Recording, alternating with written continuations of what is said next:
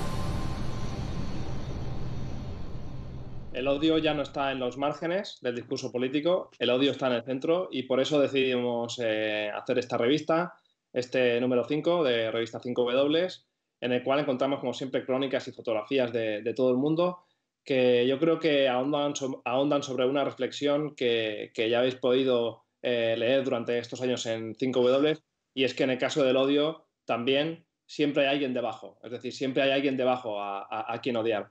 Tenemos, por ejemplo, temas sobre los niños solos inmigrados en España o después también sobre los inmigrantes subsaharianos en países del Magreb, ¿no? Siempre hay alguien debajo a quien odiar y yo creo que esta especie de cartografía del odio que hemos hecho en este número viene a documentarlo.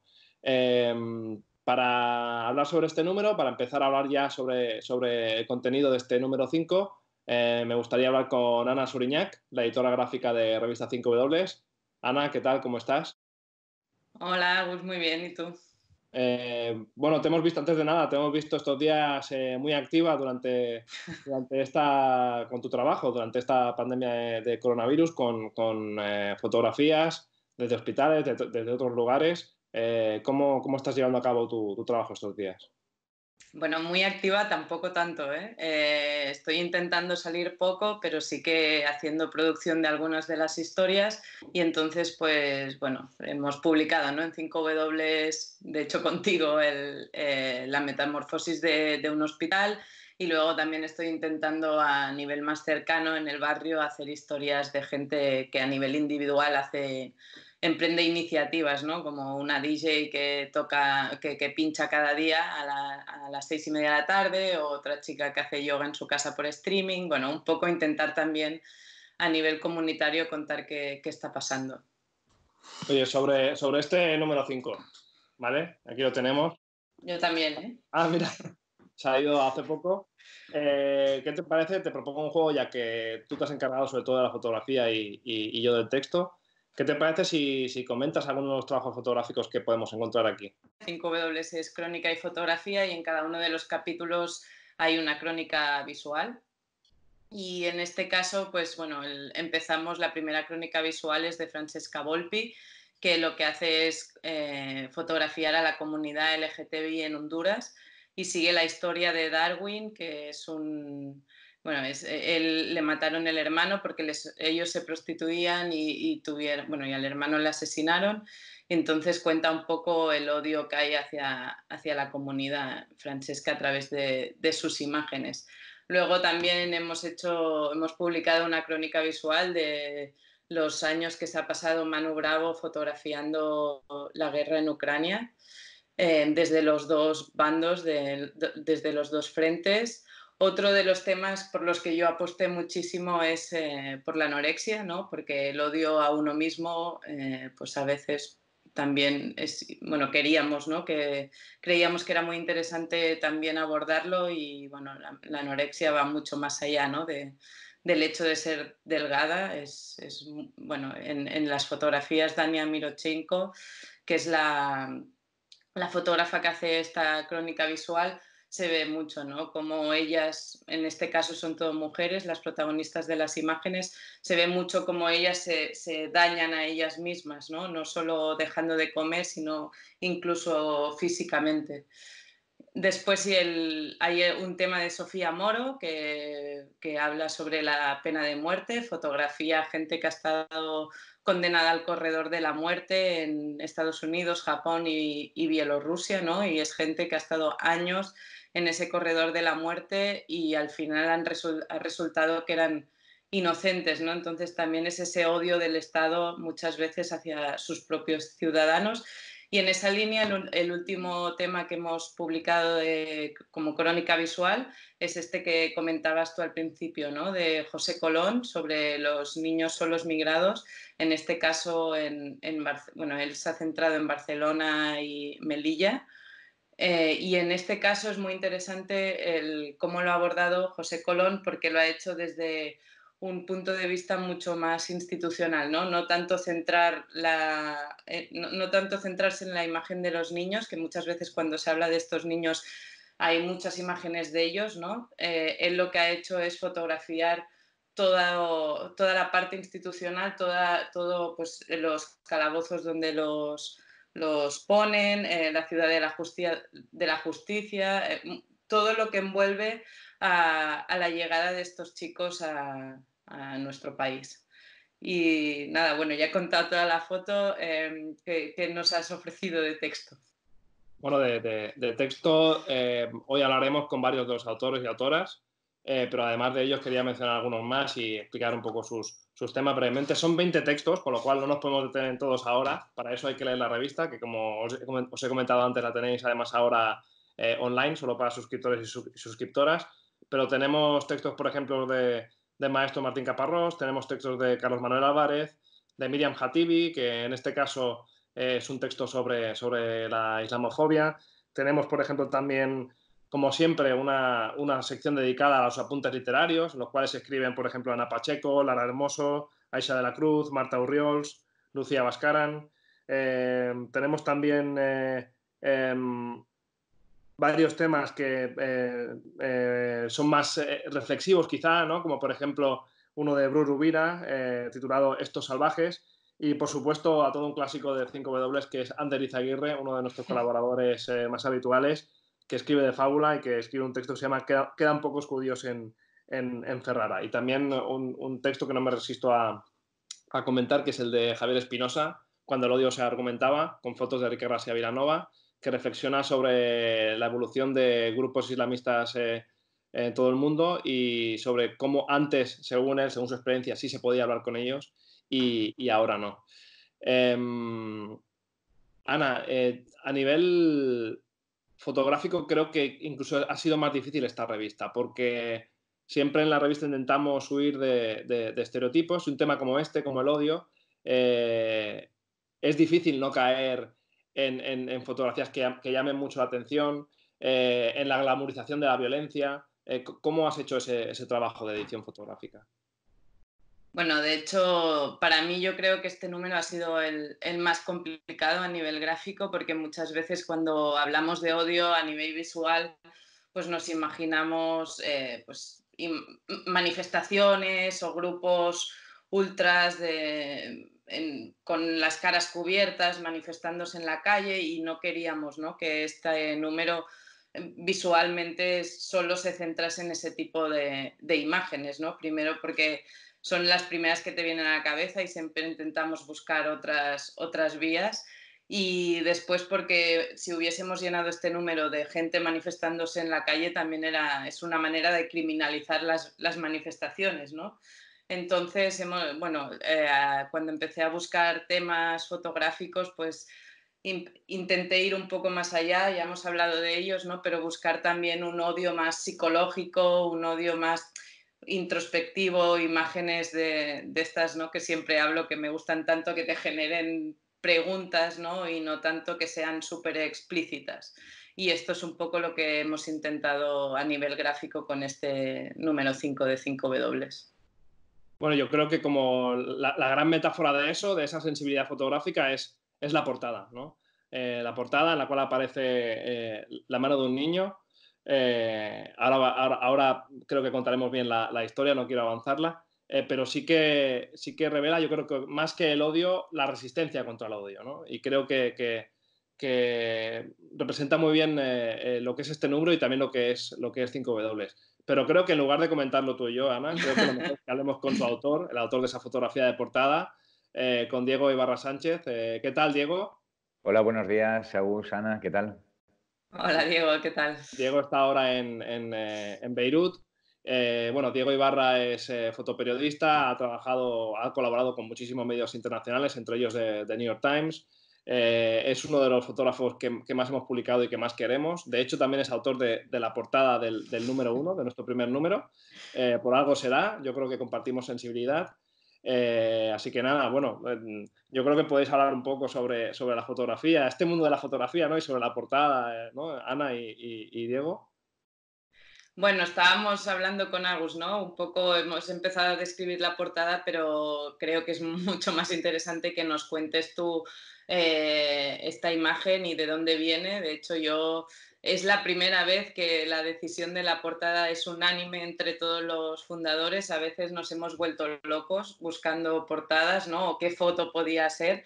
En cambio, en este caso, yo esta imagen ya la conocía antes de hacer la revista, el número 5, Odio, y cuando empezamos a buscar, al principio comentaba, ¿no?, de que buscaba fotografías que te generasen preguntas, y esta imagen fue, bueno, propuse esta y todo el mundo dijo adelante, ¿no? Si nos puedes contar un poco, ¿no?, de dónde es la imagen, de dónde viene, qué buscabas. Bueno, la imagen pertenece a una escuela abandonada, destruida, de la localidad de Swabi, en Pakistán, limítrofe con las zonas tribales, y es parte de un trabajo que llevo desarrollando casi en la última década sobre cómo afecta la educación, cómo afecta la guerra, el odio, la violencia a la educación en casi todo el mundo.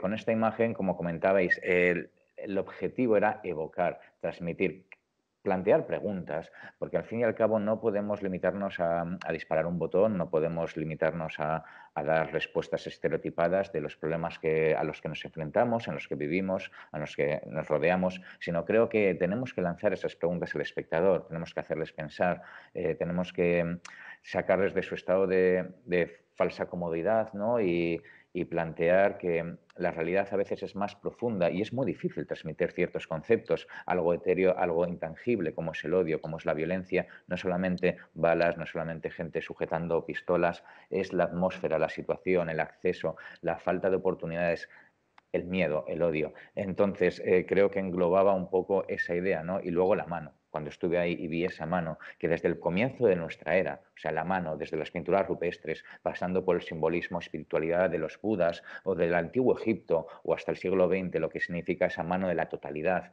siempre nos traslada a un universo de preguntas, de algo más metafórico que nos invita a pensar y a plantearnos otras realidades. Porque, bueno, como fotógrafos, ¿no? Se tiene que trabajar también como a diferentes velocidades, ¿no? O sea, una cosa es este proyecto de educación secuestrada que nos contabas que hace casi una década que estás haciéndolo. ¿Cómo empiezas este proyecto? ¿Cómo lo sigues? ¿Cómo evoluciona el proyecto? Por supuesto que el proyecto ha ido evolucionando porque es orgánico, entonces y la vida, como, al igual que la vida, todo tiene que ir evolucionando y superando distintas fases, niveles. El proyecto empieza justo en 2009. Empezó en mis primeros meses de Pakistán, cuando los talibanes se habían retirado del Valle de Swat bajo el régimen de hierro del Mullah FM, mítico talibán que empicaba cabezas, que prohibía oír la radio en el Valle de Swat. Justo en aquel momento me trasladaba con Ethel Bonet, que luego me parece que vais a hacer una conexión con ella, con la que trabajo bastante y hemos desarrollado el tema del genocidio yazidi para vuestro número. Y era un momento donde había un reguero de desolación, escuelas destruidas, y fue la primera vez que me encontré delante de una escuela destruida por la violencia. Y me empecé a interesar luego poco a poco, porque en Pakistán el acceso es bastante complicado, permisos, de repente saltó todo el caso de Malala, el ataque a Malala, y seguí profundizando, seguí intentando ir a zonas tribales, seguí viendo cómo el odio, el miedo, la radicalización de los discursos, la animadversión hacia Occidente hacía que miles o millones de niñas y niños no pudieran acceder. Siempre me considero un fotógrafo que no me quedo en el mero hecho, sino que intento ir más allá e intento articular distintas realidades con un nexo en común. En este caso es la educación, por eso estoy trabajándolo el tema en Afganistán, en Nigeria, en Pakistán, en Irak, en Siria, en Colombia, en Ucrania, en distintos bandos, en Líbano. He intentado hacer una radiografía de lo que supone ese odio o esa violencia hacia un derecho tan universal y necesario que es la educación, que teóricamente es algo que nos puede hacer libres. Ahora, justamente es curioso cómo con esta pandemia, de repente, de un plumazo, toda esa educación también se está viendo afectada, ¿no? Estás trabajando, he visto también, ¿no? Agus me preguntaba al principio que estoy trabajando aquí en la pandemia que estamos viviendo. Creo que tú también estás trabajando en tu contexto, ¿no? Que es Beirut, y estás trabajando también en la línea de la educación, o sea, estás siguiendo explorando esa línea. Sigo un poco explorando esa línea. Si bien es cierto que el número de casos no es tan alarmante como lamentablemente, desgraciadamente en España, aquí estamos hacinados, hay un toque de queda, hay unas restricciones, no podemos apenas salir y encima no hay un conteo de datos, ¿no? Por lo que las cifras son realmente espejismos de lo que puede ser o de lo que puede estar pasando. Entonces es una bomba de relojería. Poco a poco te vas enterando gente que muere afectada. Por supuesto, las escuelas llevan cerradas un mes. Desde hace un mes que no hay colegios, desde hace un mes que está todo cerrado en este país. Entonces, sí que estoy desarrollando un poco el tema. Además, nos hemos juntado con un grupo de fotógrafos internacionales e intentamos dar desde una visión global esta problemática, ¿no? Muy bien, bueno, nos estamos yendo un poco del número, pero era muy interesante también saber cómo estáis viviendo allí la pandemia, pero bueno, volvamos al número, dejemos a Agus retomar. No, bueno,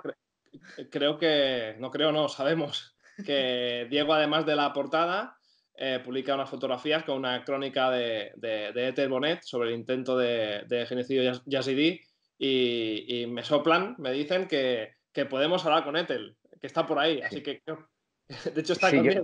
yo creo que sí, que está por aquí. ¿Qué Espera os un parece momento, si que se ahora... va a saltar el curfew y viene un momento directamente aquí, una conexión en directo, evitando el control. Agus, os dejo a ti y a Ethel, que ya nos habéis quitado al fotógrafo, así que os dejo a vosotros seguir, ¿vale? Vale, ya te vas, ¿eh? Bueno, nos quedamos hablando de texto, ¿eh? Se acabó la fotografía. siempre las dos cosas, fotografía y crónica, que es la base de lo que hacemos. Así que, bueno, gracias, Ana. Y hola, Ethel, ¿qué tal? ¿Cómo estás? Muy bien, hola Agustín, hola Ana. Oye, publicáis en este número un texto sobre el intento de genocidio yazidí. Tú tienes mucha experiencia ya en el mundo árabe. Bueno, antes de hecho coincidimos como corresponsales en Pakistán, ya ni me acuerdo los años. Hace ya, ¿cuántos años hace ya? Pues 10, una 10, sí. década ya. Y es un tema que has ido cubriendo en el tiempo y que has investigado mucho e incluso ha dado pie a un libro, ¿no? Cuéntanos tu relación con ese tema y por qué lo propusiste para este número de Odio. Bueno, para mí el tema lo elegí por varias razones, ¿no? La primera, el genocidio en sí, o sea, ese vergonzoso hecho que en pleno siglo XXI todavía siguen habiendo genocidios. Y es ese testigo, ¿no?, incómodo que nos hace recordar que el ser humano, pasen los siglos, pasen los años, sigue cometiendo los mismos errores, sigue actuando con violencia, con odio y sigue siendo así, ¿no? Y en segundo lugar, por el hecho de que la comunidad yazidí, o incluso la civilización que llegó a ser, ¿no?, porque es la primera comunidad religiosa monoteísta que existe en la historia y también fue una civilización que empezó 7 siglos antes de Cristo y se conoce muy poco, ¿no? Y bueno, pues como estabas diciendo antes, o sea, me pareció interesante no solo para hacer un artículo, sino para dedicarle un libro entero, ¿no?, a quienes son los yazidíes, que son realmente desconocidos. Brevemente, ¿dónde lo encontramos el libro? ¿Cómo se titula? Bueno, el libro se titula El genocidio yazidí, es de la editorial Cidma, perdón, participa Cidma y la editorial es Última Línea y en teoría pues ha salido ahora mismo, pero claro, debido a la situación, ¿no?, que estamos viviendo todos, pues no lo sé cuándo podrá ir a las librerías, también pues iba a participar en la Feria del Libro, ahora en Alicante, que se ha suspendido y una serie de cosas, entonces bueno, está ahí, ya está, ya ha nacido el libro en sí, ya está físicamente, pero cuándo estará en las librerías, pues no lo sé. Bueno, en el artículo que sí que publicas aquí en la revista, yo creo que sobre todo hay un esfuerzo que hemos valorado desde la edición de presentar a las víctimas más bien como supervivientes. Cuéntanos cómo hiciste eso. Creo que también puedes contar quiénes aparecen en esa familia que aparece en el reportaje.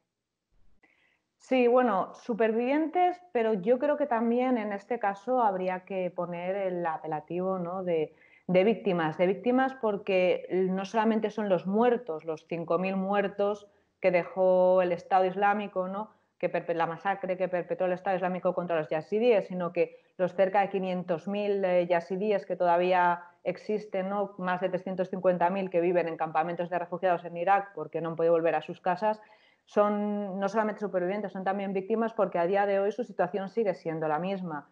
Han pasado 5 años del genocidio, pero no han podido volver a sus casas.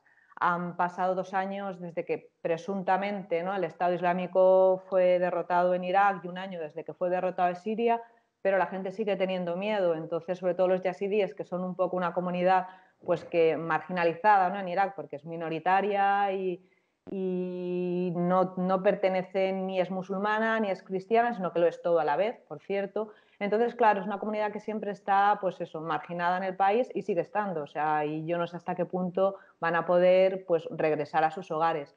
La familia que escogí, pues es una familia que digamos que resume, ¿no?, pues todo ese drama que están viviendo los yazidíes. La madre que sigue buscando a su marido, que seguramente está muerto, pero ella sigue manteniendo, ¿no?, la esperanza de hasta que no aparezca el cadáver, pues ella sigue pensando que puede estar en algún lugar, y los hijos que tiene desaparecidos. Ella también le tocó ser víctima, en este caso porque fue una esclava sexual, y ahora pues intenta, ¿no?, sobreponerse y seguir pues siendo el motor de su familia, porque ella pues ha tenido que, bueno, ya sabía coser, pero se dedica, ¿no?, a coser lo que sea, unos pequeños retales que le dan y poder hacer algo y poder con ese dinero pues vender y alimentar a sus otros 3 hijos, ¿no?, que sigue teniendo allí y que ahora mismo son su ilusión de futuro, los hijos que tiene, pero sigue manteniendo la esperanza de los 2 otros hijos que siguen desaparecidos y de su esposo, ¿no? O sea, que resumen en sí lo que es todo el drama que viven, pues eso, cientos de miles de familias yazidíes. hemos estado viendo mientras hablábamos las fotos que acompañan a tu crónica, las fotos de Diego Ibarra. Ethel, muchas gracias. Cuidaos mucho en Líbano con Diego. Y atención porque ahora vamos a seguir, pero vamos a seguir en Oriente Medio. Seguimos en Oriente Medio. Muchas gracias, Ethel. Cuidaos mucho. Muchas gracias a vosotros. Hasta luego. Estamos ahora con Leila Nachawati. Leila es escritora y profesora de comunicación en la Universidad Carlos III. Leila, ¿qué tal? ¿Cómo estás? Bien, ¿cómo estáis? ¿Cómo estáis Oye, vosotros? Vamos de verde los dos, ¿eh? De verde esperanza. ¿Cómo estás en Madrid? ¿Cómo lo llevas? Bueno, hay una especie de burbuja en la que no terminas de saber lo que pasa fuera de tus cuatro paredes y a la vez te llegan unas historias tremendas de gente que conoces. Yo creo que estamos todos un poco intentando mantener sobre todo la salud mental en esta situación tan surrealista, tan extraña y en la que no sabes muy bien qué va a pasar mañana. Sí, sí. Oye, nada, te llamamos porque escribes en este número 5 de revista 5W y tu texto es sobre el odio digital en Oriente Medio. Yo te quería preguntar, bueno, el odio digital es algo muy extendido a nivel global y ¿qué tiene de particular Oriente Medio para que tú le dedicaras ese texto? Claro, lo que tiene de particular Oriente Medio es que es un contexto muy polarizado, que genera muchísimas divisiones y posiciones muy extremas, no necesariamente de gente que está dentro del contexto o que lo conoce bien, sino de gente que se posiciona, como ocurre muchas veces, con ese efecto un poco distanciador que permite Internet de observar las guerras o cualquier otro conflicto como si fuese un videojuego, un juego un partido de fútbol, en el que de alguna manera uno se posiciona en un bando o en otro, ¿no? Y jalea a un equipo a otro, en este caso desde esa visión un poco geopolítica de apoyar al equipo Estados Unidos o apoyar al equipo Rusia, ¿no? Sin bajar a ver los matices de lo que realmente está ocurriendo y el efecto que tiene eso en la vida de las personas, ¿no? En la dignidad humana. Entonces, pues ese distanciamiento sumado a las cosas tan extremas que ocurren, hace que esté muy polarizado. Y por supuesto, bueno, siempre se dice que la primera víctima de las guerras es la verdad. Entonces, imaginaos en un contexto con tanta propaganda como el sirio, donde hay tanto interés por lo que se conoce como la batalla por el relato, en el que las estructuras de poder digamos, del clan de los Assad intentan mostrar su versión de los hechos y, digamos, con todos los medios a su alcance. Y eso pues contrasta con la realidad, digamos, de los bombardeos, de los asedios. Entonces, esas dos realidades tan distintas, que parecen planetas distintos, esos relatos tan distintos, hacen que desde fuera haya muchísima confusión a la hora de entender lo que pasa, haya mucha confusión a la hora de entender lo que es real, de lo que es una opinión, de lo que es una construcción, de lo que es una fabricación. Entonces eso alimenta toda esta guerra de propaganda en la que la gente pues, se posiciona como si se tratase de una película, un videojuego, algo que le es ajeno, y vemos a gente desde países completamente ajenos al conflicto sirio atacando, insultando, agrediendo a personas en redes sociales que están literalmente bajo las bombas en el terreno. Hablas en el texto de Mohammed y Qusay, que precisamente usan las redes sociales. Cuéntanos su historia, cuéntanos quiénes son. Pues Mohammed Najem y su hermano Qusay Nur son dos jóvenes que yo empecé a seguir desde Twitter cuando se hizo muy difícil encontrar cobertura de corresponsales extranjeros, porque ya os imagináis, ¿no? O sea, lo que es ser corresponsal extranjero en Siria, el peligro de ser asesinado, detenido, de secuestrado. Entonces, cada vez hay menos. Y Además, estamos viendo además sus fotografías aquí. Exacto. Pues gente como ellos, como Mohammed y Qusay, han hecho pues una labor de periodistas un poco improvisados sobre el terreno, al principio con sus cámaras, con sus vídeos, pero es verdad que poco a poco se han ido profesionalizando y han ido contando de una forma cada vez más precisa y más profesional cosas que al principio pues hacían un poco de forma aficionada, ¿no? Entonces pues nos muestran la vida cotidiana, gente pues en situaciones digamos que no asociamos muchas veces con las visiones más extremas del conflicto, niños jugando a un futbolín en un barrio completamente devastado por las bombas. Entonces yo creo que muestra una cotidianidad que humaniza los conflictos en este contexto en el que estamos y hablando precisamente de odio, en el que tiende a deshumanizarse al otro, al que no vemos, con el que no empatizamos, porque no estamos viendo su realidad. Leila, muchas gracias y pronto te leemos otra vez en Revista 5W, también en web. Muchas gracias a vosotros y un abrazo. Hasta la próxima. Y de Oriente Medio nos vamos a África. Hoy tenemos con nosotros a Chebel Dekoa, ya lo conocéis, uno de los fundadores de Revista 5W, periodista en África. Tengo aquí todos sus libros, pero hoy no vamos a hacer propaganda de sus libros de momento. Xavi, ¿qué tal? ¿Cómo estás? Muy bien, aquí todos muy bien. ¿Cómo lo llevas el encierro? Pues con ganas de salir, imagino que como todos, pero bueno, también me podría haber quedado en Somalia, donde estuve a punto de quedarme en cuarentena, así que bien, la verdad que dentro de lo que cabe bien. Oye, escribes en este número 5 sobre el odio desde una perspectiva que nadie lo hace en la revista, que es la infancia. Cuéntanos de qué va tu crónica.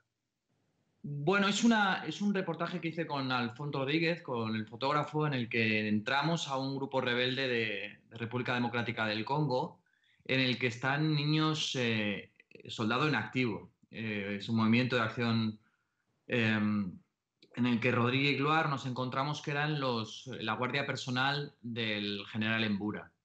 De hecho, estuvimos 8 meses para poder llegar hasta allí y al final encontramos que estos chicos no tenían más remedio que entrar. Yo recuerdo cuando estuvimos hablando del tema de la revista, del odio, las conversaciones, enseguida me vino a la cabeza uno de los dos chicos, Rodríguez, porque cuando yo le pregunté por qué estaba ahí, él me decía que él quería ser un niño soldado para vengar la muerte de su padre. A estos dos chicos les había matado el FDLR, que son los que estuvieron en el genocidio de Ruanda. Se habían matado a sus padres delante de sus propios ojos. Un día atacaron la aldea y los habían matado.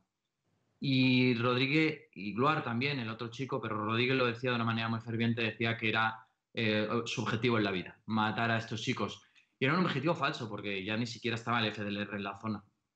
Y yo creo que es una manera de odio diferente, porque no es solo un odio sobre o que toca la infancia, sino que en este caso el odio se convierte en una extraña forma de esperanza. La única forma de tener esperanza de que en su vida, para Rodríguez, era odiar, era que ese odio diera sentido a su vida. Y era una forma diferente, yo creo. Le habían insuflado ese odio, ¿no? De alguna manera. Se lo habían enchufado desde el grupo rebelde, pero yo creo que él también. Era una manera de aguantar, de resistir, porque si no, no tenía nada a lo que aferrarse. Era un niño al que lo había perdido todo y el odio le daba una razón para decir, no, yo quiero estar aquí. Él te mantenía, lógicamente no era cierto, eran niños que estaban obligados, pero su manera de decir, yo estoy en un grupo rebelde es porque tengo un objetivo, y ese objetivo era el odio. Aunque a lo mejor ni siquiera ya lo sentía tanto, era lo que le permitía aferrarse a poder levantarse cada día y aguantar lo que estaba sufriendo. Pues esa crónica la podéis leer en 5W y también ahora en la versión digital. Es fantástica la crónica, la verdad, Xavi. Está muy bien escrita. Y también, la verdad es que las fotos iban con sombreros ridículos de peluche y demás. La verdad es que era una imagen curiosa. Las fotografías de Alfonso Rodríguez, que muchas veces trabaja contigo y que también colabora mucho con la revista. Y antes de seguir, Xavi, también te quería preguntar sobre una cosa que todo el mundo se pregunta estos días, o mucha gente te habrá preguntado ya, que es sobre la situación en África con la pandemia de coronavirus. Bueno, pues la situación preocupa porque ahora, en realidad no tanto por las cifras, porque en un mes y medio han pasado de 0 a 6.000, 6.000, 7.000, depende de cuándo se cuente, pero es más porque la progresión está siendo similar a la de Europa y los sistemas sanitarios eran frágiles y el colapso puede venir antes, también cómo puede afectar a gente que tiene otras dolencias, malaria, tuberculosis, VIH. Así que si en el mundo estamos preocupados, en África también. Te leemos pronto en 5W, Xavi. Gracias. Sí, a ver, habrá que salir de esta como podamos. No sé cómo saldremos, lo que sí que tendremos que salir es juntos. Y eso vale para nosotros como freelance, sino también para la revista. Como más que nunca vamos a necesitar que la gente esté con nosotros. Así que a ver si salimos. No sé si dicen que saldremos mejores, no lo sé, pero no sé si saldremos mejores, pero al menos que salgamos juntos. Gracias, Xavi. Venga, un abrazo a todos. Gracias. Y de África ahora nos vamos a Europa. En un número como este de Odio no podía faltar. Y en concreto nos vamos a Italia. Y para hablar de ello tengo conmigo a Mariangela Paone, que es periodista, ha publicado su trabajo en muchísimos medios y también es colaboradora de Revista 5W. Mariangela, ¿qué tal? ¿Cómo estás? Bien, bien. ¿Qué tal estás tú, Agus? Bien, aquí estamos. Oye, ¿qué tal? ¿El encierro cómo lo llevas? Bueno, bien, entre mucho trabajo y estas charlas que hemos montado con Anne en Instagram, para seguir hablando de lo que nos apasiona, lo que estamos haciendo contigo ahora, ¿no? Para compartir nuestra pasión con otra gente que vive el encierro. Vamos a hablar de tu crónica en esta revista, que se titula La Roma que no sale en las postales. ¿Cómo es esa Roma que no sale en las postales? ¿Cómo es? Pues esa Roma que nos sale en las postales tiene muy poco, ¿no? Del imaginario de las películas con la que todos, ¿no? Nos hemos construido esa imagen de Roma, ¿no? De los monumentos, de la Roma romántica, de la Dolce Vita. Pues es una Roma más bien pasoliniana, ¿no? Es una Roma de los últimos, de las clases más pobres, es una Roma que siempre ha estado ahí, no es que sea algo que sea de ahora, es la Roma que siempre ha convivido con la Roma del glamour, del centro. Roma es en sí muchas ciudades, ¿no? Yo hablo en el reportaje de unos distritos, de unos barrios de la periferia que están más allá o en el límite del Grande Raccordo Anulare, que es la circunvalación, digamos, el anillo que rodea el centro de Roma, la parte más céntrica de Roma, y que marca, que es una frontera, digamos, bastante física, pero también una frontera socioeconómica, ¿no? En muchos casos. Y estos barrios, para que os dais cuenta, uno de estos distritos, solo uno de estos distritos tiene 250.000 habitantes. O sea, es decir, que son como ciudades dentro de la ciudad. Y en una organización que hace que el espacio, ¿no? La lejanía desde estos sitios hasta el centro, o sea, la distancia desde de estos sitios al centro, sea una distancia que cada kilómetro, ¿no? Te aleja de todos los beneficios de vivir en una gran ciudad, ¿no? Y te centras ahí en la xenofobia contra la comunidad gitana, ¿no? Sí, o sea, en los últimos meses, dentro de, digamos, esa crispación y ese discurso del odio que se ha ido alimentando, sobre todo por parte, ¿no? de lo que hemos llamado el salvinismo, ¿no? Esta última oleada de la extrema derecha en Italia. Allí también, en los meses previos a la realización del reportaje y en los meses en los que hicimos el reportaje, pues el discurso en estas periferias iba muy centrado contra las comunidades gitanas. ¿Por qué? Porque los grupúsculos de la nebulosa de extrema derecha aprovechaban los momentos en los que podían actuar, y muchos de esos momentos coincidían con la asignación de casas, de viviendas de protección oficial a familias gitanas que vivían en los muchos campamentos que sigue habiendo en Roma, ¿no? Y entonces, además, lo sorpresivo, lo sorprendente era que supieran el día y la hora en la que las familias iban a tomar posesión de su nueva vivienda y se presentaran ahí con piquetes, manifestaciones, siguiendo un guión que era siempre el mismo, ¿no? Era como si todo estuviera organizado para estar allí y alentar un poco este resentimiento de la población, una población que ya se siente, ¿no? Se siente abandonada hacia un colectivo en concreto que tiene y tenía todo el derecho del mundo a aquella casa, ¿no? Porque es a menudo gente que lleva toda su vida en Italia. O sea, hay una comunidad, hay miles de personas que siguen viviendo en campamentos en Roma, miles de personas, la comunidad gitana. Una de las historias que contamos en el reportaje, esta mujer prácticamente ha vivido toda su vida en Italia y sigue no teniendo documentos. Sigue teniendo nacionalidad bosnia, creo, si no recuerdo mal. Y así sus hijas, salvo una que es de padre italiano. Las demás siguen no teniendo nacionalidad, ¿no? Pero bueno, a pesar de esto, tenían por derechos acumulados la posibilidad de verse asignada a una de estas casas populares. Y la casa, en ese contexto de pobreza, abandono, marginalidad, se ha convertido como en una de las cuestiones sobre lo que la extrema derecha en estos lugares ha intentado alimentar y ampliar su consenso, ¿no? ¿Por qué? Porque ha intentado a través de esto vender una imagen de proximidad, ¿no? Yo estoy contigo en la defensa de un derecho fundamental, que es tener acceso a una vivienda. Y estoy contigo a la hora de decirte, eso deberías haberlo tenido tú en lugar de otro. Entonces, distinguir entre grupos de la población sobre base, en este caso, sobre base étnica. Es que es la manipulación que se hace desde determinados grupos xenófobos. María Ángela, es una crónica fantástica, además con una estructura muy interesante y que invito a todo el mundo a leer, con unas escenas muy bien trabajadas y también con fotografías de Alessandro Serrano que hemos estado viendo. Así que, María Ángela, muchas gracias y esperamos pronto que lo vas a publicar también en 5W.